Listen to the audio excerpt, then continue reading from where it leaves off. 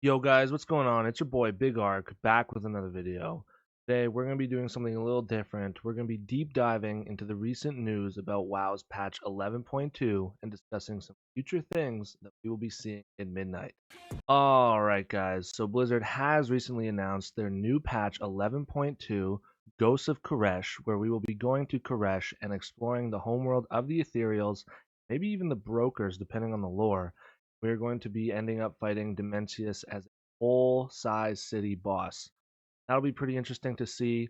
Been a couple news items floating around with, their Demon Hunter spec, all the different kind of variations that we could see. But the boss fight is an optional fight, and a lot of people think that's going to be an unlock where, you already have Vengeance Demon Hunter, a Havoc Demon Hunter, and then there's this third Demon Hunter where there's a Void, and I've probably already seen so many different videos of people going over it and explaining the NPC and kind of the text behind it and what a lot of people think it be. There's a screenshot right now on screen where people kind of have a little bit of an idea of what it's going to be. Don't take this to be the truth, though, as you know, this could be leaked, edited, everything like that.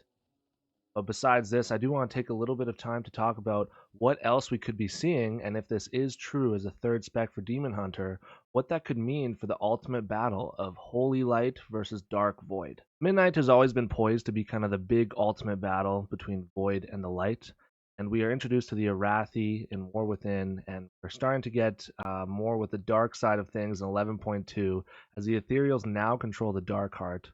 What I think this is going to do is allow other forces to come in and join.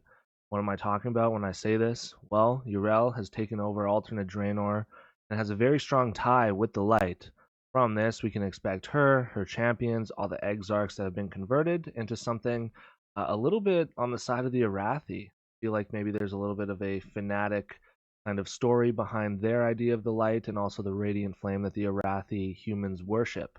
But if you go to the complete other side, there are a couple unknowns that we don't really know with the Void side. There's a few different things that I want to see. Pale Orcs coming back could be something really sick. Like you haven't seen the alternate Draenor. They are filled with Void and the ultimate evil. Something like this probably won't happen though, even though lore specific, they might fit the play, but it is cool to think about anyways. The main point of where I'm getting at with this conversation is I do want to talk about the opportunity for more classes and race combinations being unlocked for everything that we currently have. As you know, if the Demon Hunter is getting this third spec and there's heavily involved Void presence coming with the next patch and even the next expansion, I know that there's going to be an equal amount of opportunity for the people on the light side of that battle. What do I mean when I'm saying this? Well, I think this will be the opportunity where Blizzard finally introduces Paladins for all races, right? We saw in the Priory of the Sacred Flame that undead can be risen by the light, also seen by Kalia Manethil, and now have an active part in their racial capitals.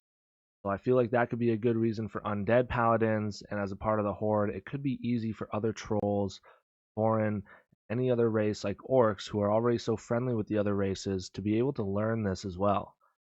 Another thing I want to point out is there's actually a little Wowhead article where you see that Garrosh Hellscream on alternate Draenor in another universe is actually turned into an Exarch, meaning he worships the light and follows Yrel.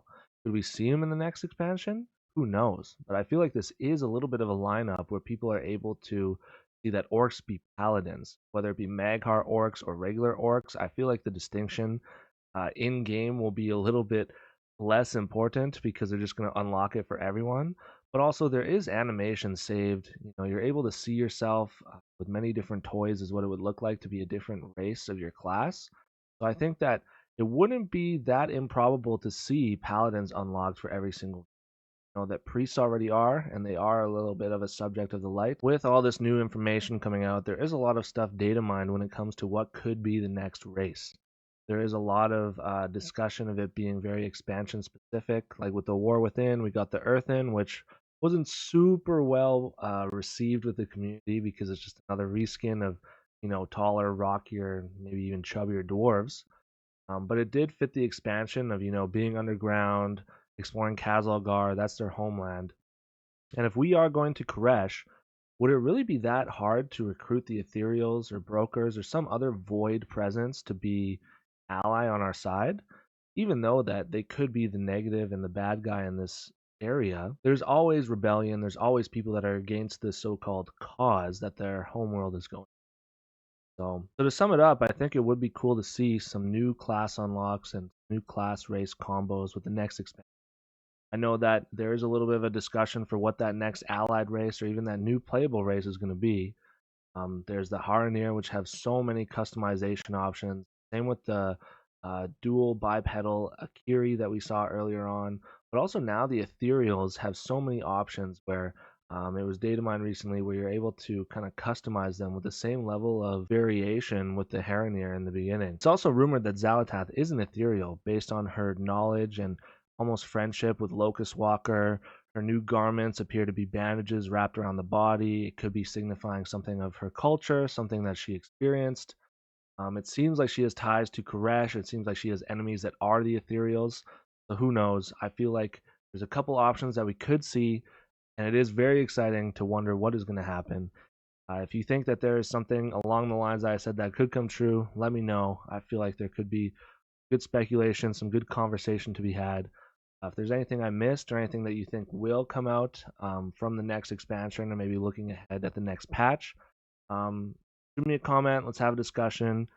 Uh, yeah, thanks for tuning in. If you haven't checked out my series where I explore my friend's frozen WoW account where he hasn't played in 15 years, go check the playlist. I have 3 separate parts or the full 1 hour exploration if you just want to sit down, listen, relax. I just want to say thank you so much for the support. Thanks for tuning in again. Hope you guys have a good one. It's been your boy, Big Arc. Peace.